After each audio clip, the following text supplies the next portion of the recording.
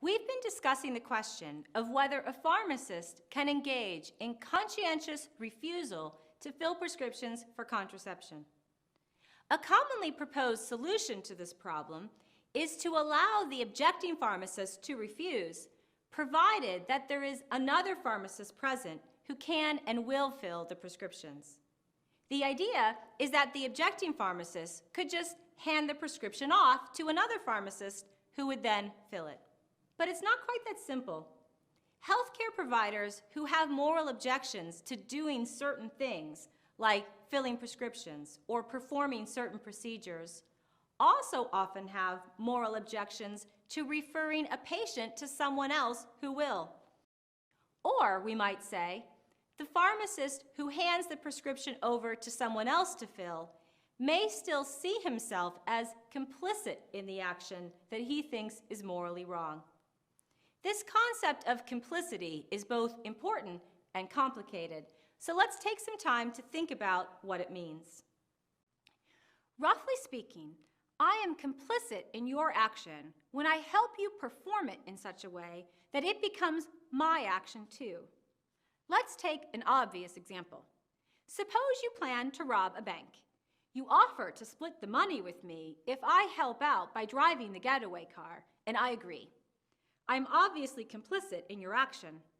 I share your aim of robbing the bank, even if I'm not the one holding the gun at the teller window.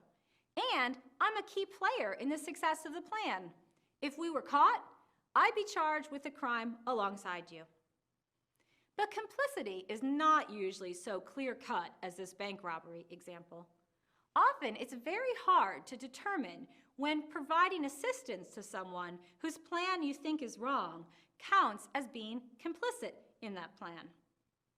A pharmacist filling a prescription for contraception is not actually engaging in the practice he thinks is wrong, but he is certainly facilitating the practice by handing over the contraception. Is he also facilitating it by handing over the prescription to another pharmacist? Perhaps not quite to the same extent. He's not actually touching the contraception or giving it to the patient. And what if he just leaves the prescription on the counter rather than handling it at all? Each of these steps serves to distance him a bit more from the action that he thinks is wrong. He becomes less of a participant in the action and instead becomes more of a bystander. In philosophical ethics, the problem of complicity is often called the dirty hands problem, or alternatively, the problem of keeping your hands clean. The imagery is no doubt familiar to readers of the Bible or Shakespeare. Pontius Pilate washed his hands to signify his desire not to be complicit in the death of Jesus, while a sleepwalking Lady Macbeth tried to wash metaphorical blood off her hands. It didn't really work for either of them. Avoiding complicity is not as simple as washing your hands of the circumstances or just declaring that you aren't involved. Sometimes it's just not possible to choose to become a bystander rather than a participant. This could be because there's no way to avoid participating in the action, or because refusing to participate would violate another duty. Let's start with circumstances in which it's impossible to avoid participation in the action. Now, I should qualify this by saying that the very concept of the action is philosophically complex.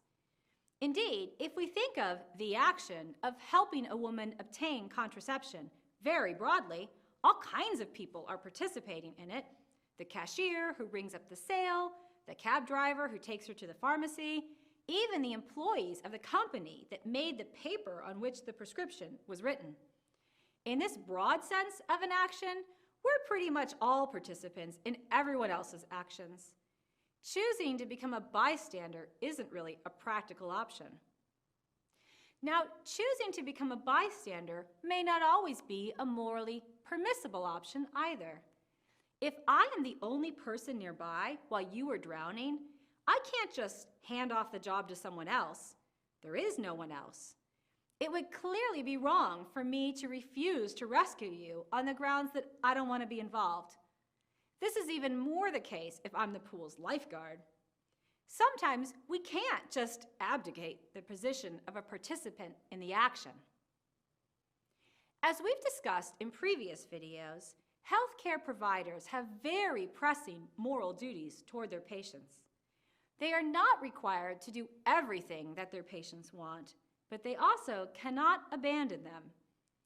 The duty not to abandon a patient, particularly one who is suffering, may present providers with no real choice other than to accept some degree of complicity.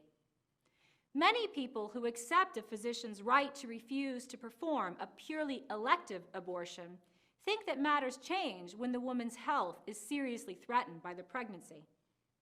The extent to which a provider can permissibly distance herself from an action is affected by features of the circumstances she faces. Now, the problem of complicity in healthcare extends far beyond contraceptives and abortion. An anesthesiologist may have to decide whether to participate in executions by helping administer the lethal drugs. Her presence may benefit the prisoner, but it will also make her complicit in the execution. A plastic surgeon may have to decide whether to perform procedures that help individual patients feel better about themselves, but also serve to reinforce sexist or racist norms of beauty. If he refuses to do the surgery, he may not be responding fully to the patient's needs. But if he performs it, he will be contributing to the problem that made the surgery seem necessary to the patient in the first place. There is no easy answer to the problem of complicity for healthcare providers, or for that matter, for anyone else. One can keep one's hands perfectly clean by living in isolation from other people and their actions, but this is hardly a solution. In the next segment, we'll see what the problem of complicity looks like when we apply it not to individuals, but to institutions like hospitals.